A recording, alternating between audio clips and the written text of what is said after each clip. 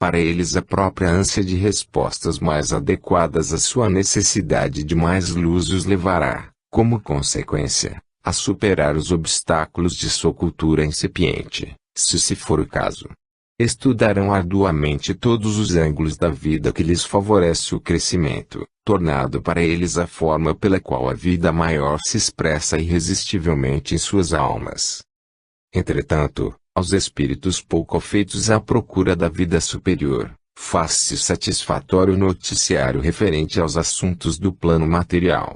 Para esses, mesmo quando ligados às atividades de cunho religioso, uma inércia psíquica ainda impede os exercícios maiores, que se tornam exaustivos, não porque esses espíritos possuam pouca cultura ou inteligência limitada, mas porque seu amadurecimento espiritual ainda não lhes proporciona o impulso interno, naquela divina ânsia de superar degraus evolutivos.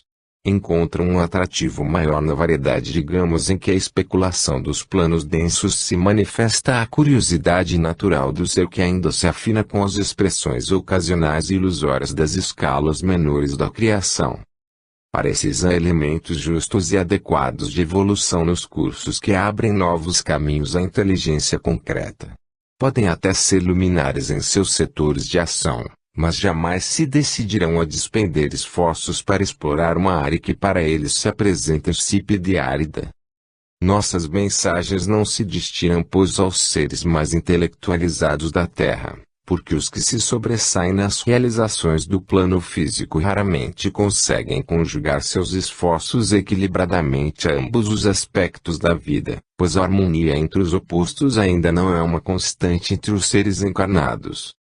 Dirigem-se, sim, aos que, no dizer de Jesus, já conseguem possuir olhos de ver e ouvidos de ouvir, embora para isso seja exigida, como é natural, uma abertura mental e emocional de caráter renovador, pautada por um esforço constante em cruzar a porta estreita. Pergunta: poderíamos concluir que não se trataria, de modo nenhum, de uma dificuldade de origem intelectual e que, desde que se saiba ler, seria possível compreender perfeitamente vossas mensagens? Ramatiz: sim, desde que se tenha adquirido o hábito de meditar sobre o que é lido e não se pretenda fazer da leitura uma simples recreação. Quando pretendeis vencer a barreira de um vestibular, dedicais horas, dias, meses, talvez até anos, para adquirir habilidades mentais e intelectuais que vos graduem ao nível exigido pela universidade terrena ou até mesmo pela simples conquista de um diploma de alfabetização. Por vos terdes acostumado a contar com a graça divina, talvez por isso, os aspectos de evolução do espírito vos surjam como conquistas mágicas, exigindo pouco esforço na área do intelecto. Entretanto, sendo esse o vestibular da mente, se não souberdes cruzá-lo, baseando vossa fé na razão iluminada e orientada pela confiança na vida maior, jamais conseguireis penetrar as áreas esplendorosas dos verdadeiros fenômenos espiritualizantes, cujos degraus são alcançados após serem usados todos os recursos de uma razão tão plenamente esclarecida que seja capaz de sustentar o espírito na sua busca de níveis onde os voos da alma lhe permitam roçar, com suas asas desenvolvidas, atmosferas inacessíveis à razão humana comum. A sublime racionalidade do divino, o misticismo verdadeiro e legítimo, não representa um salto cego entre a emoção hipertrofiada e o desconhecido.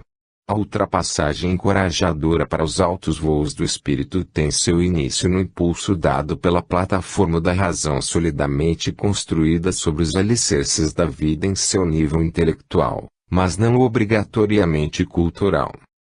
Esgotados os recursos desse plano, então a mente, saturada dos conceitos menores, consegue possuir estrutura suficientemente sólida para suportar os impactos de sua penetração na área do real encontro com a vida maior, ou seja, o despertar das reservas legitimamente denominadas de conteúdos de vivência mística em todo o sentido profundo e real que essa palavra assume, quando expressa as reações do laboratório iniciático da alma desperta para sua real condição eterna. Os grandes místicos jamais dependeram das classificações acadêmicas elaboradas pelos especialistas das áreas do respeitável conhecimento humano. Firmaram-se, ao contrário, no puro senso direcional adquirido por vivências anteriores que os qualificavam para um esforço chamado de sobre-humano, tal como se, possuindo as asas do amor e do conhecimento, pela primeira vez se aventurassem ao esforço de lançar-se nos espaços, sabendo que, para seus irmãos, esse seria um comportamento estranho, que os situaria fora de sua espécie de origem. Para quem ainda não possui o desenvolvimento de tais asas, o voo do místico representa a transição para outra condição de vida. Ao lançar-se nesse feito, tão raro e perigoso para os mortais, passa o místico a viver como um ser estranho em sua casa, mais filho do céu do que da terra. E ninguém poderá afirmar que não viverá mais satisfatoriamente, embora também jamais se possa vincular tal crescimento interno ao condicionamento da cultura humana e sim aos que são estruturados como produto de vivências anteriores. Pergunta: como compreender que, numa obra de caráter evangélico, onde Jesus é a figura central, para esclarecimento dos problemas humanos seja necessário recorrer ao simbolismo hermético? Ramatiz: quando o Mestre passou pela terra, seus pés se movimentaram sob o influxo das leis fundamentais que regeram a vida no planeta em todas as épocas. Suas palavras assim nos autorizam a concluir, pois afirmam: não vim destruir a lei, mas cumpri-la. E não se pode compreender que tenha vindo cumprir uma lei que fosse desconhecida dos homens, pois referia-se à lei de Deus, cujos rudimentos foram disseminados em todas as épocas sobre as coletividades terrestres, através do sublime intercâmbio que os profetas, pitonisas e inspirados de todos os matizes sempre mobilizaram quando abriram suas almas a Deus. Em nenhum momento de sua evolução a humanidade esteve desamparada ou impedida de captar as verdades do céu. A verdade ou a luz que o Mestre personificou esplendorosamente foi por ele traduzida em singelas palavras de memorização fácil, num procedimento análogo ao do escriba interessado em utilizar um instrumento capaz de gravar indelevelmente sua mensagem para a posteridade, na esperança de que esta seja capaz de decifrá-la e aprofundá-la oportunamente. Porém, antes desse jorro salutar de claridade se der esvarrer, com sua força inigualável, a aura conturbada da humanidade terrestre, intensos focos da mesma luz crística visitaram ininterruptamente os ambientes dos santuários do passado, onde o Mestre falava ao discípulo no mesmo tom suave e fraterno utilizado por Jesus ao relatar as belezas do seu reino, que não é deste mundo.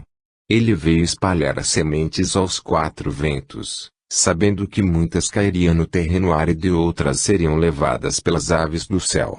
Mas chegara a hora de transplantar dos canteiros experimentais em que as ordens iniciáticas se constituíam, as amostras das verdades eternas, para implantar a era na qual a tentativa das grandes searas fosse iniciada, objetivando tornar repletos os celeiros do futuro, para quando a humanidade se transformasse em um só rebanho para um só pastor. Não poderia o Mestre iniciar a vulgarização das verdades eternas dirigindo-se ao povo inculto nos termos em que os ensinamentos chamados esotéricos eram expressos nos templos reservados ao intercâmbio com os puros espíritos, em atmosferas rarefeitas, para as quais o discípulo era preparado com esmero, severidade e contrição por longos e exaustivos exercícios espirituais. Quando o objetivo é alfabetizar, não se pode utilizar um tratado de álgebra. Isso, porém, não significa que o professor despreze ou desconheça a álgebra ou outros quaisquer conhecimentos mais profundos, por se dedicar a desfazer a ignorância do aprendiz bisonho. Pergunta, porém, o que nos parece existir entre os nossos irmãos que veneram a figura do Mestre é, justamente, uma convicção de serem supérfluos os artifícios intelectuais para se apreender a mensagem do Evangelho. Qual seria a vossa opinião? Ramatiz: ao se sentirem felicitados pelos benefícios do ensinamento aparentemente singelo do suave Rabi da Galileia, Os homens permaneceram tocados pelo seu sublime encantamento, como quem recebe uma dádiva preciosa e pretende conservá-la tal qual lhe foi confiada, pois, para eles, seu surgimento é tão precioso que merece a contemplação, o deslumbramento, a veneração. É o amor condensado na pura exemplificação do Mestre, permanece como algo intangível, mas poucas vezes percebido em seu significado profundo. Por não conseguirem analisá-lo adequadamente, não conseguem vivenciá-lo, e essa admiração tem sido comprovadamente improdutiva e até prejudicial através das eras. Realmente, uma grande arte foi exigida do espírito iluminado de Jesus para reduzir as simples expressões da vida diária aos mais profundos conceitos evolutivos. Entretanto, ele mesmo afirmou que não pudera dizer tudo, advertindo quanto à necessidade de conquistar os olhos de ver e os ouvidos de ouvir. O Mestre, como representante das mais altas esferas espirituais, não poderia ser interpretado como um defensor do obscurantismo. Muitas de suas palavras estão envoltas em sentido dúbio para o homem comum, que as despreza muitas vezes julgando-as confusas e até absurdas. Os ensinamentos chamados herméticos visavam preparar um número mínimo indispensável de almas na Terra, qualificando-as para interpretação adequada das leis da vida maior. O mesmo trabalho que Jesus veio realizar em larga escala, em nível adaptado à evolução coletiva, os mestres do passado sempre procuraram desenvolver a nível individual e em maior profundidade, por serem os aprendizes submetidos a disciplinas que a massa humana até hoje não suporta. O caminho individual é árduo e consciente. Por isso, um mestre hábil e experimentado é suficiente, pois a sinceridade e dedicação do aprendiz torna-se o ponto decisivo, exigindo mesmo a possibilidade e até a necessidade de o discípulo passar à mão de um mestre mais categorizado, logo que uma etapa esteja completa. No caso do aprendizado coletivo da humanidade, porém, um impacto de alto potencial vibratório fazia-se necessário para ser gravado como modelo incompreendido, mas possuidor de todos os requisitos exigidos para o aprendizado de muitos séculos e capaz de atingir todas as gamas evolutivas dos seres encarnados e a se encarnarem no planeta. Resumir na passagem de 33 anos na Terra, através da exemplificação de um único ser, toda a potencialidade dos ensinamentos necessários ao processo de evolução do homem comum na Terra, constitui o portentoso feito do Mestre que, por isso, ressalta de todos os outros. Porém, só quando o ser humano reconhece nele alguma coisa mais do que o Mestre coletivo, consegue entrever-lhe a beleza singular dos exemplos deixados. Quando, da adoração estéril, passa à investigação profunda dos porquês espirituais da sua exemplificação, o círculo hermético começa a se fechar e o Mestre realmente ressurge das cinzas da incompreensão humana, passando a mostrar-se em toda a sua singularidade excelsa. Nesse momento, uma nova linguagem torna-se necessária para expandir os conceitos da verdadeira vida e o aprendiz passa a percebê-lo de boca a ouvido, não desprezando mais nenhum dos meios de que ele, o pastor, possa utilizar-se para entrar na doce comunhão da alma que recebe o suave enlevo de sua presença inefável. Daí em diante não importará mais qual o simbolismo, a forma ou a cor local familiar ao aprendiz.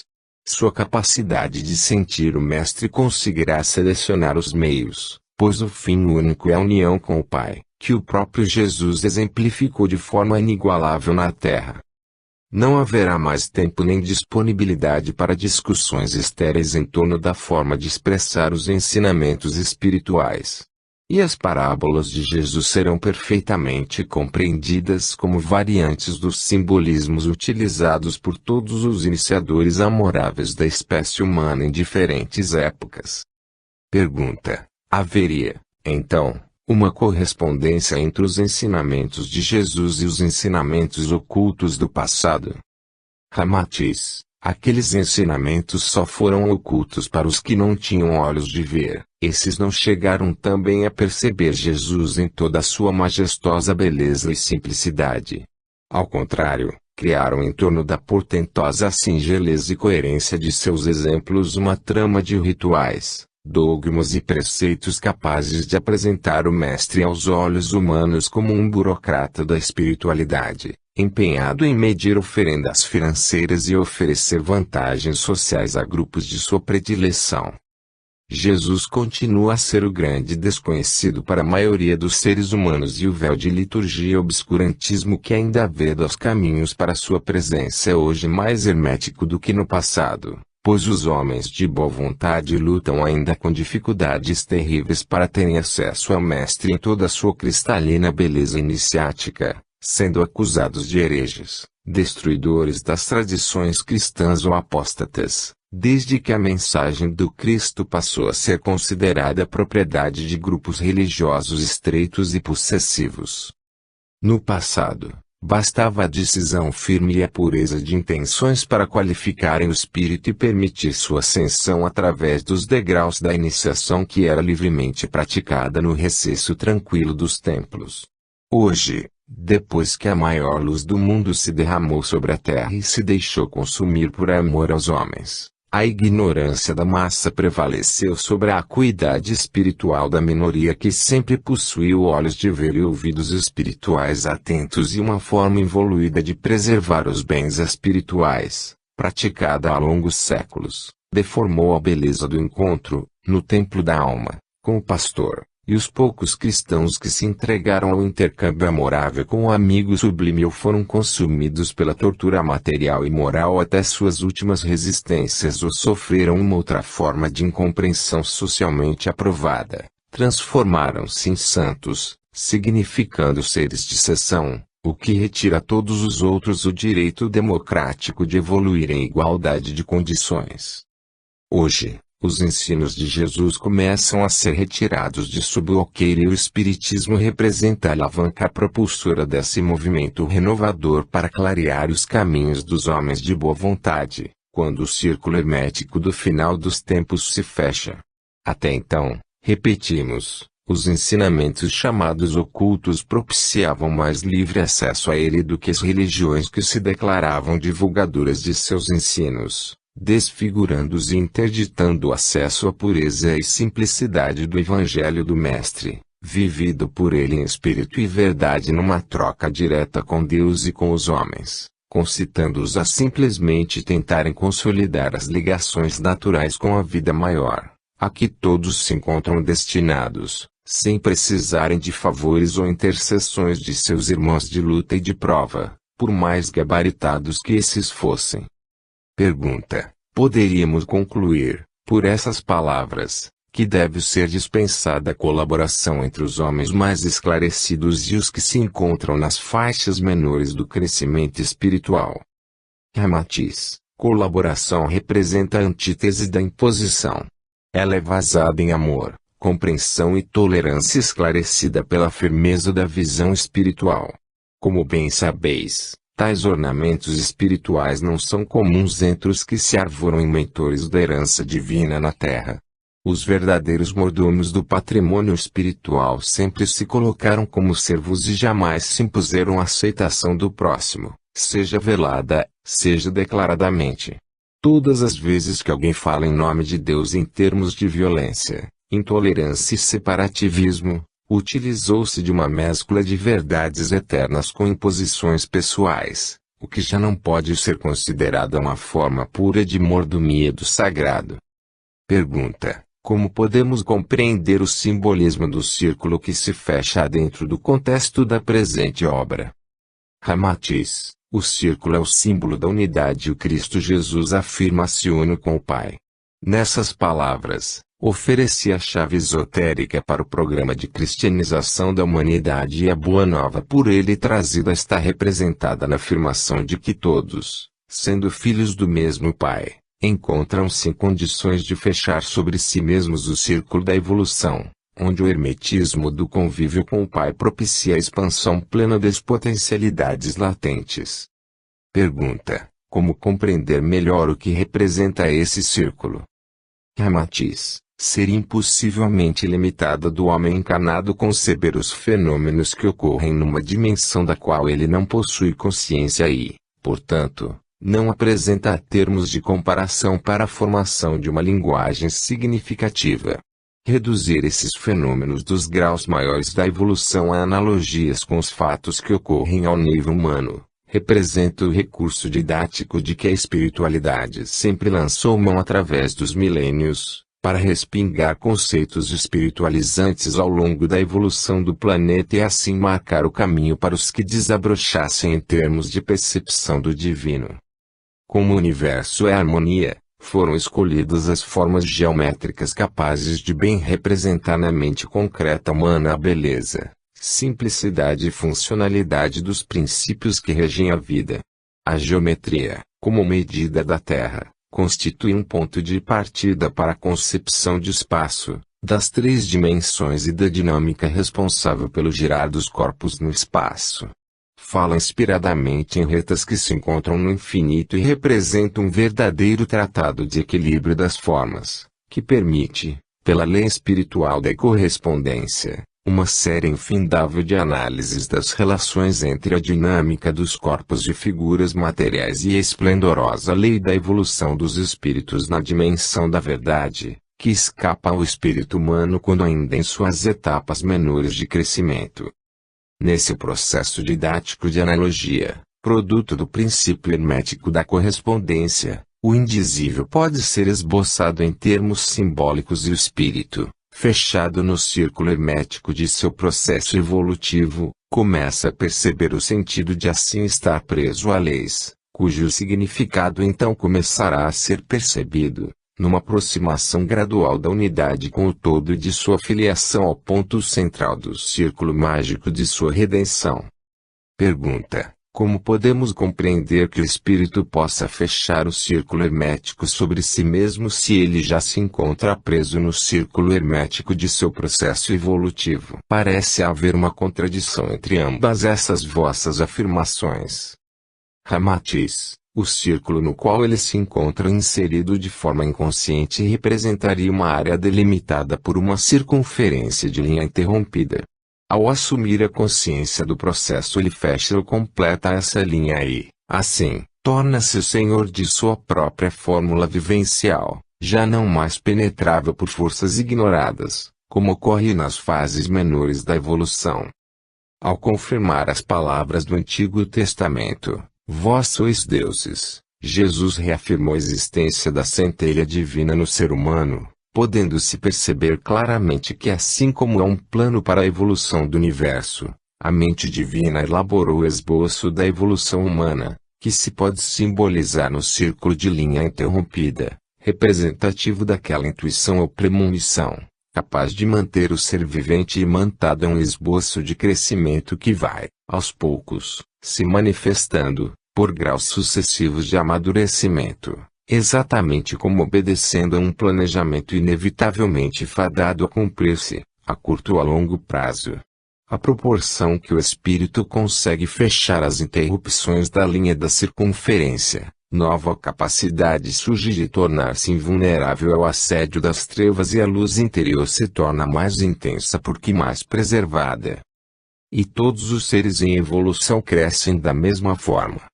Embora apresentando diferenças superficiais ou periféricas, o cerne espiritual, como o caule do vegetal, flui e desenvolve-se em seiva vivificadora, cujas características básicas conservam os padrões da espécie. O molde que está na mente divina garante a fluidez do processo através dos mesmos canais de expansão interna, comuns a todos os seres em evolução. E então o círculo se fecha gradualmente, não só em termos de evolução individual, como, também coletiva. Pergunta: como compreender essa última afirmação? Teria alguma relação com a nossa Jerusalém a ser renovada? Ramatiz: Cidade de Deus, Utopia, Jerusalém e muitos outros termos foram usados pelas mentes evoluídas dos grandes espíritos que baixaram à Terra para designar o processo criador em que as forças de um conjunto de seres se organizariam para a busca do sagrado destino de crescer dentro do universo. Forças que interagem em expansão constante, como uma célula viva, cujo dinamismo se organiza em torno de um núcleo de energias coordenadoras. Tendo em vista a riqueza do processo mental de tais espíritos, suas palavras obedeciam à escala de manifestação em que o sagrado, o verdadeiro ou justo revestem-se de um colorido simbólico, capaz de ajustar-se adequadamente tanto ao processo coletivo quanto ao processo individual, sem que isso represente um reducionismo, mas sim, a expressão do bem ajustado plano através do qual os desígnios superiores refletem-se nos planos menos evoluídos da vida. Um homem ou um espírito, encarnado ou não, uma cidade ou uma coletividade planetária possuem em comum o estro da rebelião contra o que é estável e definitivo, pois é da lei que tudo se desloca em direção ao maior e à sublime poética de existir precisa extravasar dos recônditos fulcros de onde a vida se origina, em todos os níveis da criação. O poeta tortura-se para exprimir seu estado visionário da beleza sensível em planos abstratos. O cientista angustia-se por traduzir ao nível do intelecto humano as divinas intuições de seu cadastro de conhecimentos pré-encarnatórios. O predestinado místico desdobra-se para colocar ao alcance de seus irmãos as experiências inenarráveis do encontro com a dimensão de eternidade. Todos, entretanto, laboram numa mesma faixa vibratória de apreensão de uma realidade imanente no universo, que lhes ecoa na consciência hipersensibilizada para que deem o depoimento do que conhecem e paguem o tributo de uma renovação interna capaz de lhes garantir a cidadania de existir. Paralelos são utilizados, palavras simbólicas e parábolas ricas de conteúdo vivencial eloquente e os eternos insatisfeitos do porvir. Profetas de etapas poderosas e avançadas do crescimento humano exaurem seus recursos e sentem-se impotentes para descrever adequadamente a lei que é no cosmos, através dos espaços siderais. E na Jerusalém simbólica da alma a batalha de desdobra no ato de existir para buscar energias com as quais escalar os fulcros dinâmicos do ser individual com as abençoadas ressonâncias de que os planos vibratórios da criação encontram-se impregnados. Se existir, crescer, expandir-se representa a lei, cujo conteúdo se revela harmônico para o micro e o macrocosmo, as batalhas simbólicas a que todos os grandes instrutores místicos se têm referido, as cidades sitiadas, as extraordinárias façanhas dos heróis lendários, dão vida, perceptível aos sentidos humanos, para relatos que de outra forma permaneceriam no silêncio sagrado da alma em transe. Ruas, cidades, jardins, terrenos floridos ou cultivados, campos de batalha, colheitas, fartura e miséria, tudo isso encontra-se nas cidades e nos campos, mas, também, nos reflexos inconscientes da alma que cresce em direção à luz.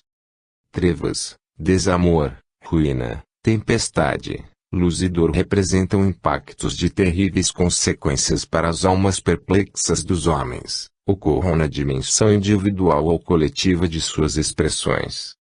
O Senhor, que é o pastor do rebanho terreno, falou em termos simbólicos para quem tivesse olhos e ouvidos preparados. Que importam os nomes, os detalhes, as discussões estéreis da casuística intelectual perante a sublime e larga correnteza que flui através da alma inspirada no transe de abraçar a vida. Nesse fenômeno inigualável de penetrar os escaninhos das percepções do universo, baseia-se a força mística do amor, que se derrama sobre os seres em crescimento para o grande encontro consigo mesmo.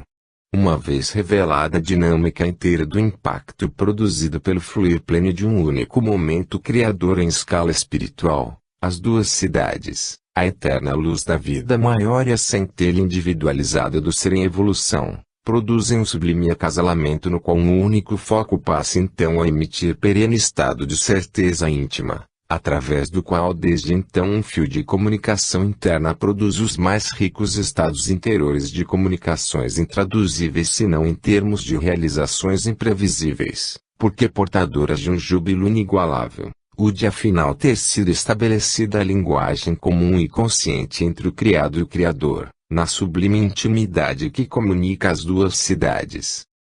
Desde então a Jerusalém permanece como o receptáculo dos bens da vida maior e o servo encontra-se na abençoada intimidade do seu Senhor.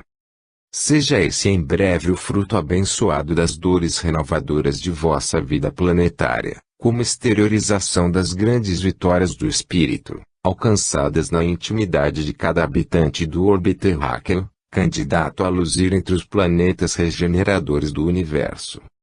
Exaustas as energias deletérias das fases involutivas, a Terra circulará como uma grande Jerusalém, capaz de acolher em seu seio todos os espíritos ansiosos por darem continuidade à grande viagem para a eterna bem-aventurança dos chamados que se fizeram escolhidos.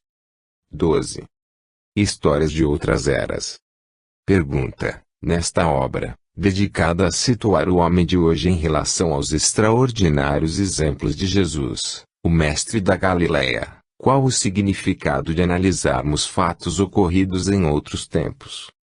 Ramatiz: o relato de fatos ocorridos ou a tentativa de análise dos que poderão ocorrer representaram sempre uma forma de preparação psicológica para a obtenção de reações mais coadunadas com o objetivo de aprender a viver com proveito os desafios da existência diária.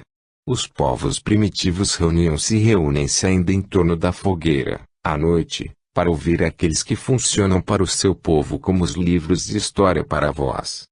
Vossos periódicos são lidos religiosamente com um interesse sempre renovado em torno das notícias que vos situem em relação ao que ocorre no ambiente próximo ou remoto. Desde que o homem aprendeu a utilizar o simbolismo da palavra falada ou escrita, uma comunicação mais perfeita foi possível entre ele e o ambiente. Levando-se em consideração a força vibratória que o pensamento associado à palavra desencadeia, uma autêntica prática mágica se executa quando os seres humanos se reúnem para emitir os sons simbólicos do que sentem e pensam, contagiando seus ouvintes com o substrato vibratório das ocorrências relatadas. Por esse motivo, ouvir e contar histórias representou sempre uma prática de alto teor educativo para o espírito, capaz também de, quando deturpada, desviar de seu rumo adequado às mais bem dotadas celebrações. Pergunta: uma pessoa bem dotada não seria sempre capaz de discernir o que convém ao seu bem-estar, isolando-se dos efeitos deletérios dos relatos nocivos? Ramatiz: o cérebro está condicionado às informações dos sentidos, nem sempre suficientes para um discernimento claro das ocorrências. Pergunta: essa afirmação produz uma sensação de desamparo e impotência. Se temos necessidade de discernir adequadamente, por que receberíamos um instrumento de avaliação limitado como dizeis? Ramatiz: o cérebro não constitui o único instrumento de avaliação que possuis. Pergunta: quais seriam os outros? Ramatiz: vossa sensibilidade global, que ocorre por canais não identificados pela maioria, para aferição de ocorrências pressentidas ou percebidas extrasensorialmente. Pergunta: existindo esses outros canais de percepção, porque as grandes celebrações a que vos referistes não conseguiriam distinguir nos relatos prejudiciais suas características pouco recomendáveis? Ramatiz: por se limitarem voluntariamente às aferições do que consideram consagrados pelos conceitos culturais, impedindo-se a si mesmos de ultrapassarem o véu da ilusão dos sentidos. O roteiro da paz só pode ser alcançado pelos que se dedicam à busca do significado de uma vida maior. Um sexto sentido então se aguça, tenha ou não um conceito firmado sobre os aspectos não sensoriais da vida, pois seu senso direcional começa a esmerar-se e desenvolver-se diante do panorama do conjunto universal a que pertence. Cumpre-se então a proposta de Jesus e os ouvidos e olhos do Espírito iniciam a captação da realidade, que não se condiciona ao âmbito limitado da vida material. Pergunta: consideramos que essa percepção geralmente é tão vaga que não seria de estranhar que não fosse levada em consideração real pelas pessoas habituadas a exigir maior precisão nos processos de informação que recebem da vida em geral. Um grau de exigência maior na seleção dos elementos de julgamento não seria uma atitude apropriada. Se as intuições são frequentemente sentidas muito vagamente, poderíamos reprovar alguém por não levá-las em consideração. Ramatiz, exatidão não é qualidade inerente aos sentidos físicos. Dependendo da área de ação, a exatidão poderá ser alcançada por meios não sensoriais. As maiores conquistas da física matemática foram obtidas pela exatidão dos cálculos abstratos sobre partículas imperceptíveis aos sentidos físicos e cuja existência só era comprovada pelos efeitos indiretos de experiências, como a desintegração do átomo. O universo não se torna mais real porque seja captado pelos sentidos, mas, ao contrário, quando suas leis são descobertas e respeitadas pelos homens voluntariamente. Novas portas de realização se abrem para aquele que busca a precisão sem delimitá-la a uma dimensão física concreta e palpável. Pergunta: poderíamos considerar que o relato dos fatos ocorridos já representaria uma preparação para os que virão a ocorrer? Ramatiz: quando o espírito se defronta com os fatos ocorridos e os analisa, prepara-se para novas ocorrências similares pois elabora inconscientemente seus sentimentos perante as novas circunstâncias observadas. Porém, essa atitude não significa uma real preparação em termos evolutivos ou de crescimento na linha ascensional do espírito. Pergunta: como compreender uma elaboração diante dos problemas que não representa uma conquista para o espírito? Ramatiz: uma elaboração emocional e mental representa sempre uma conquista, porém, essa nem sempre se encontra revestida de elementos favoráveis à renovação espiritual de caráter crístico. Pergunta: podemos, então, crescer em sentido inverso ao amor crístico? Ramatiz: nesse caso, não diríamos crescer, porém inchar, segundo as palavras de Paulo em sua epístola. Pergunta: como poderíamos compreender essa observação? Ramatiz: quem cresce, desenvolve-se em termos de harmonia e funcionalidade. O ato de inchar representa entrave à funcionalidade e ao desenvolvimento pela hipertrofia anormal das células, cuja vitalidade se encontra prejudicada. Pergunta: em termos práticos e relativamente à aprendizagem dos homens diante da extraordinária vivência do Evangelho do Cristo, como compreender essa deturpação? Ramatiz: o Evangelho representa a luz crística filtrada por uma elevadíssima entidade da hierarquia mais apropriada a esse tipo de exemplificação. Jesus, o Nazareno, transbordou todo o cálice da amargura sem que o fel e o azedume dos conceitos involutivos humanos o atingissem de leve na excepcional qualidade de sua pureza singular. Cada espinho que o feria no contato com os homens permitia uma nova exemplificação de amor sem par. A reação extraordinariamente saudável de seu espírito metabolizava adequadamente os venenos da incompreensão humana, surgindo aos olhos estupefatos de seus contemporâneos com as respostas vivas do amor inigualável que de seu ser se exalava para a edificação do monumento evangélico na terra. E o Senhor comungava com o Pai diante dos olhos saudavelmente escandalizados dos seres humanos preconceituosos e acanhados em seu modo particularista de perceber a vida. Trocas de inefável beleza se realizavam entre o espírito do Mestre, a força criadora e os atribulados irmãos que na terra só conheciam o dia a dia constrangedor da matéria.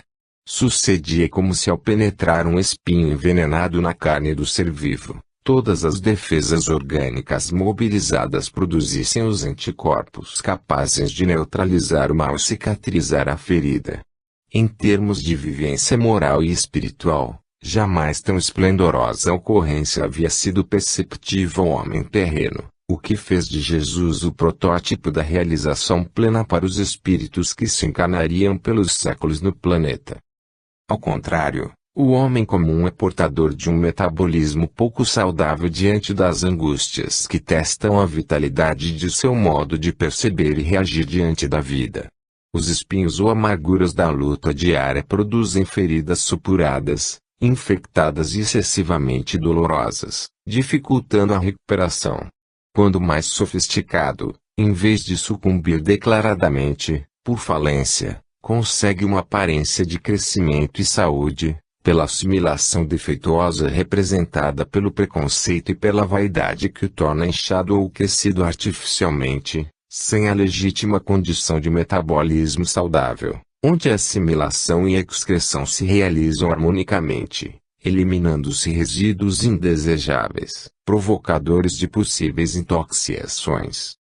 E quando o homem, vaidoso de seus próprios cabedais intelectuais e culturais, afasta-se deliberadamente da simplicidade da vida e cria um mundo de percepções egocêntricas, desvinculadas do amor do Cristo, para tentar fazer seus irmãos orbitarem em torno de suas concepções pessoais e acanhadas sobre o que convém realizar diante da vida.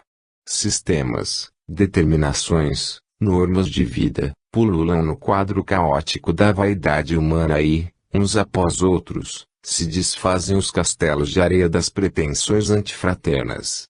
E a cada nova queda ouve-se o eco das palavras do Mestre: Jerusalém, Jerusalém, ai de ti porque me esqueceste. Sendo ele o caminho e a verdadeira vida por ser o representante máximo e legítimo do amor no esplendor total de sua grandeza, doou-se, imolou-se, amou. Nada pedindo em troca, senão que amássemos como nos amou. Comprovou por atos a origem divina de sua atuação plena de luz e pode ser chamado o mestre dos mestres, já que a característica indiscutível do amor é exatamente a doação plena sem sombra de reserva ou de deturpação pessoal. O homem incha em vez de crescer sempre que se isola em sistemas personalistas com intuito claro ou velado de aparecer diante dos seus companheiros de existência na Terra.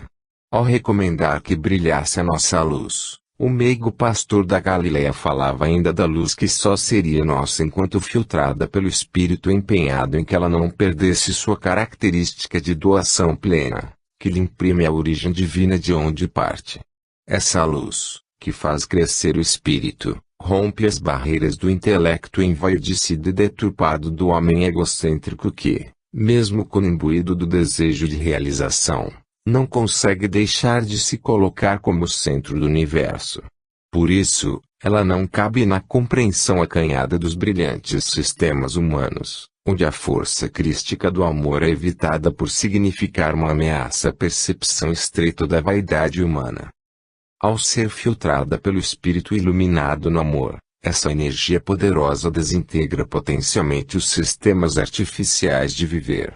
Suportar-lhe o influxo renovador é tarefa excessivamente árdua para os espíritos pouco evoluídos. Para esses basta inchar com os preconceitos humanos. Pergunta: tendo em vista essas considerações, poderíamos concluir pela inoperância dos bons relatos, pois as reações de cada qual diante deles é que seriam de importância decisiva, não é assim? Ramatiz: porque haja noite, não se desiste de esperar a luz do dia. O fluxo permanente da luz, embora não percebido durante as 24 horas do dia, representa a segurança do sistema, que atua mesmo quando não reconhecida pelos limitados sentidos humanos. Uma cortina de proteção invisível paira sobre os seres viventes. Como a criança inconsciente cuidada e amparada pelos pais, eles são incentivados a prosseguir no seu aprendizado, porque adiante as decepções e quedas lhes provarão a necessidade ingente de remodelação dos padrões vivenciais e quando isso ocorrer a memória dos relatos saudáveis espiritualmente falando lhes surgirá como uma alternativa possível para os momentos de queda ou de omissão. Pergunta: nos Evangelhos, assim como em outras escrituras sagradas, encontramos relatos que visam instruir o homem quanto ao modo adequado de proceder. Entretanto, por terem sido escritos em épocas tão remotas, seu conteúdo já não se encontraria desatualizado. Ramatiz: tais relatos, com suas sugestões benéficas, dirigem-se ao espírito imortal, cujas necessidades fundamentais não variam de época para época. Pergunta: perdoe-nos a insistência, porém os fatos têm demonstrado que as doutrinas religiosas e filosóficas têm sofrido uma constante renovação com o crescimento espiritual da humanidade e essa atualização só tem sido benéfica pelas revisões que provoca, obrigando o homem a se reajustar nos diferentes níveis de progresso. As escrituras sagradas teriam uma condição especial que as dispensaria desse reajuste. Ramatiz, por serem sagradas, sua origem não é semelhante às outras fontes de informações disponíveis para o progresso humano.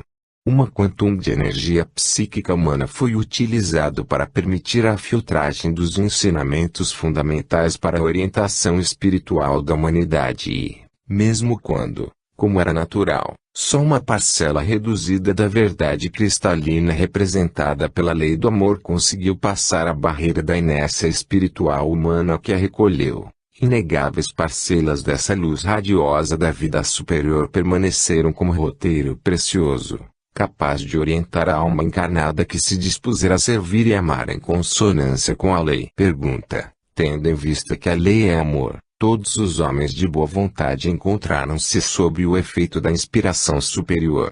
Sendo assim, as escrituras humanas e em geral, no campo filosófico e religioso, não se encontrariam em condições de igualdade, em última análise, em relação aos textos sagrados.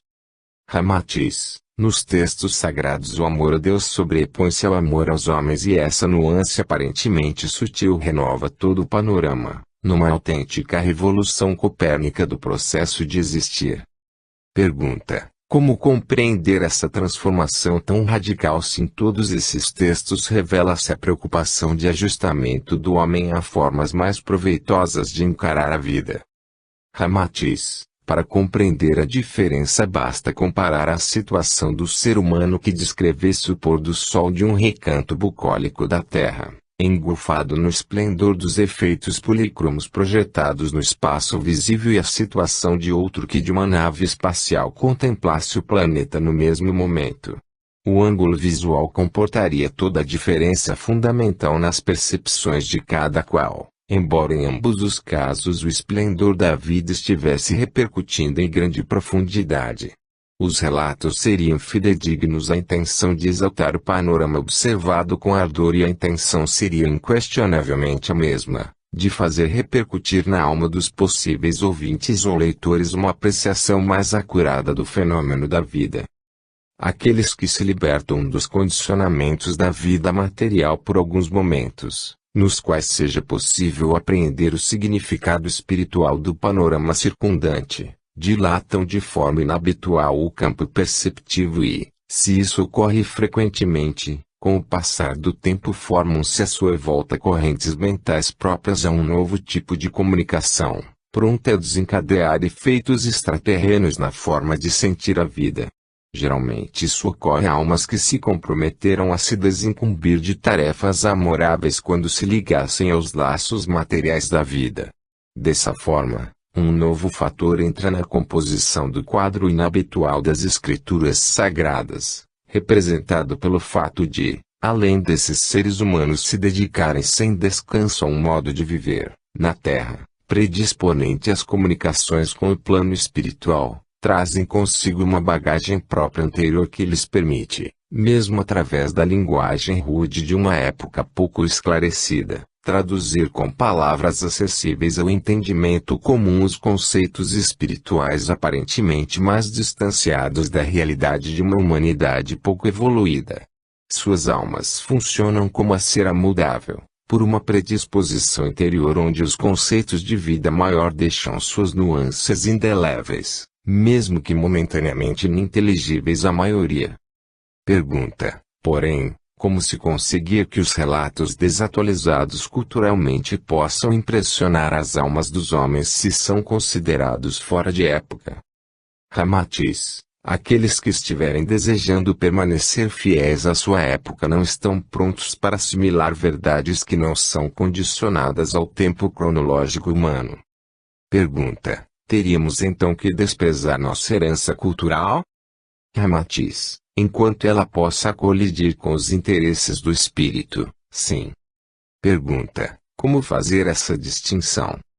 Ramatiz: trata-se de sentir ou não o que é mais valioso em termos de crescimento interno, para efeito de espiritualização.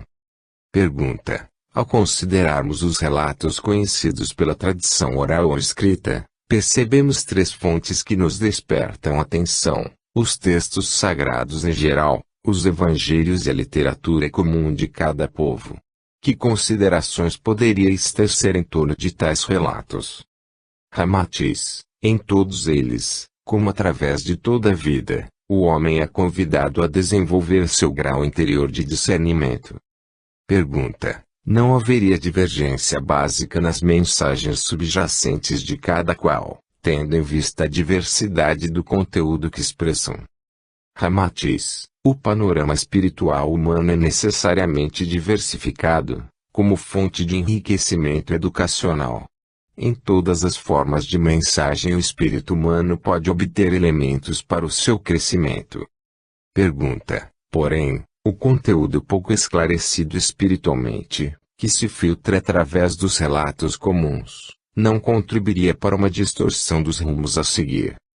Ramatiz, o que decide as diretrizes adotadas pelo ser vivente é sua tendência, expressa em cada momento evolutivo pelo tônus geral de seu espírito. Pergunta: chegaríamos assim à conclusão de que tanto faz nos utilizarmos de uma forma apurada de ensinamentos, obtidos nas expressões culturais orais ou escritas, como nos impregnarmos do que se costuma designar como subliteratura? Ramatiz, onde está o vosso coração, aí se encontra o vosso tesouro. A bússola norteadora do progresso é o interesse ou o campo afetivo, na escala em que se encontra a humanidade terrena. O espírito assimilará o que se afinar com sua contextura espiritual do momento. Não são as informações recebidas que decidirão de sua escolha, embora essa, aparentemente, se baseie no que lhe é oferecido. Daí a premência de existir uma diversidade de formas ou veículos de expressão para os conhecimentos das diversas origens. Convém que os textos ricos e diferenciados da cultura de todas as épocas possuam conteúdo capaz de interessar a todos os graus de amadurecimento e de definição interna para cada qual. Pergunta: parece-nos então existir a necessidade de expressão plena de todas as formas de sentir e pensar, sem necessidade de seleção ou censura. Ramatiz, para a alma que assume a sua autodiretiva, a censura encontra-se naturalmente internalizada pelo apramo espiritual obtido. Pergunta: entretanto, esse não é o caso geral da humanidade terrena. Sendo assim, não haveria prejuízo na divulgação em larga escala de ideias contrárias ao progresso do espírito. Ramatiz, as ideias não atingirão senão os seus afins. Pergunta: poderíamos considerar como inócuas e não tendenciosas as publicações feceninas e de caráter subversivo para a ordem social e moral vigente? Ramatiz, na realidade, o grau de embotamento moral e espiritual do homem é que dá origem a tais publicações de caráter deletério. A iniciativa e a aceitação revelam a sintonia psíquica dos leitores e dos editores. Constituem um depoimento mais do que um convite. Representando uma situação de fato, já em si revelam toda uma elaboração anterior que é a origem de tudo. A ânsia de lucros que impermeabiliza o editor desonesto, capaz de publicar, com maior grau de insensibilidade moral, ideias que ele mesmo reconhece como nefastas, relegando ao leitor a tarefa de se intoxicar ou não com o conteúdo de uma avalanche de critérios distorcidos. Não o imuniza contra o envolvimento vibratório dos trabalhos produzidos em sua oficina impressora. Por sua vez, o leitor pouco desenvolvido cultural e espiritualmente, encontra na mesma livraria ou banca de jornal material deletério emparelhado com a Bíblia, o Novo Testamento e uma série de obras de conteúdo oposto às publicações de moral deteriorada. Desse modo, continua a prevalecer o sentido ou direção que o espírito imprime à sua mais profunda colocação interior, no ato de selecionar o alimento espiritual, com o qual se nutrirá para a escalada espiritual, seja encarnado, seja nos caminhos libertos da matéria.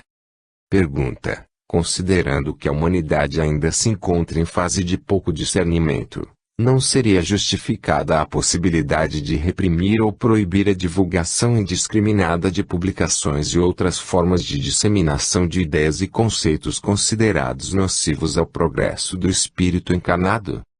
Ramatiz, Essa só pode ser uma decisão tomada pelos próprios espíritos encarnados, se assim julgarem útil. E nesse fato, ainda, estaria incluída a necessidade do discernimento individual, capaz de produzir a predileção do conjunto. Se a maioria apoiar tais medidas, teremos uma tomada de posição que expressaria a forma peculiar da coletividade se defrontar com o problema. Isso poderia influir na opinião pública e na formação educacional do povo. Tal deliberação, no entanto, define simultaneamente o grau de inadequação do discernimento geral, que precisaria de medidas fortes para enveredar pelos caminhos considerados produtivos. Pergunta: como retirar dos caminhos humanos a necessidade de tais medidas fortes e atender simultaneamente aos interesses da evolução dos espíritos encarnados, tendo em vista que a Terra é considerada uma escola de grau evolutivo incipiente? Ramatiz: ondas de paz e amor descem sobre essa escola de grau evolutivo incipiente, de modo ininterrupto. Toda alma deliberadamente voltada para a busca de acertar encontra em seu mundo interior a resposta da paz que a pode tornar afinada gradualmente com a lei do amor. As vias por excelência para a absorção da luz são os caminhos interiores, inacessíveis à palavra ou aos sentidos físicos. Por esse motivo, o homem frequentemente encontra paz através da dor, porque só quando visitado pela provação árdua concede a atenção necessária aos temas profundos do seu existir. O plano de evolução, traçado na mente divina, já prevê todos os recursos indispensáveis à renovação dos seres viventes. Se assim não fosse, como se processariam as transformações espirituais necessárias nos graus evolutivos, quando o ser humano ainda não despertou para a autoconsciência? Tanto o primitivo como a criança vivem amparados por uma lei de coordenação interior, fruto de ação inconsciente da energia psíquica de uma centelha espiritual, responsável pela ordenação geral do processo evolutivo. Seja qual for a nomenclatura que utilizeis para designar essa energia que se manifesta em todo o ambiente da ação do ser vivente, é a ela que pertence a tarefa de imprimir, mais ou menos adequadamente, de acordo com o aprimoramento já alcançado pelo espírito, o rumo sentido como um melhor a cada instante do crescimento para a luz. Daí decorre que as sanções, proibições, leis e outras formas de orientar a conduta humana e a própria educação tradicional ou moderna, repercutem somente nas áreas sensibilizadas do ser humano. Desse modo, é frequente que o ambiente de hostilidade criado com objetivos de cercear os procedimentos considerados inadequados para a educação das coletividades, gere ressentimentos, e seja percebido como tentativas injustificáveis de repressão. Ao mesmo tempo que aos espíritos mais esclarecidos tais providências são dispensáveis porque seu comportamento já não exige essas medidas de contenção. Para indivíduos ainda torturados por necessidades conflitantes com o bem-estar próprio e geral, as providências enérgicas surgem como imposições descabidas que lhes cerceiam a liberdade de ação, provocando o recrudescimento da atividade deletéria. Pergunta: poderíamos compreender, então, que a plena liberdade de expressão seria recomendável como forma de evitar esse recrudescimento da atividade deletéria? Ramatiz: toda ação provoca uma reação e o equilíbrio do existir em todos os planos exige que se restaure a posição de dar livre curso ao processo do crescimento da vida. Atritos em larga escala são a característica da evolução em seus graus menores de expressão e cada ação recebe da vida a resposta que lhe corresponde. Existindo a lei, que é amor e equilíbrio, esse fato confere a cada ser os graus de liberdade suficientes para que ele cresça, oscilando entre o sim e o não, num limite natural, sem perder a direção adequada ao cumprimento de seu plano individual inserido no panorama geral. Entretanto, ao exorbitar, com o risco de perder-se onde preterir o direito de outros ao crescimento, ele fatalmente se chocará com a reação natural da vida para preservar o bem do conjunto. Se o homem encontra-se a um nível evolutivo em que ainda lhe parece natural burlar o direito da comunidade a crescer e viver harmoniosamente, ferindo com seu comportamento desavisado a paz do ambiente e criando clima desarmônico, fatalmente encontrará quem esteja pronto a cercear-lhe a ação deletéria, com tanta energia ou agressividade quanto seja intensa sua própria atitude inicial agressiva. Geralmente as medidas restritivas sociais começam a surgir quando as coletividades deixam de ser pacíficas e amoráveis. E fecha-se o círculo vicioso, espíritos endurecidos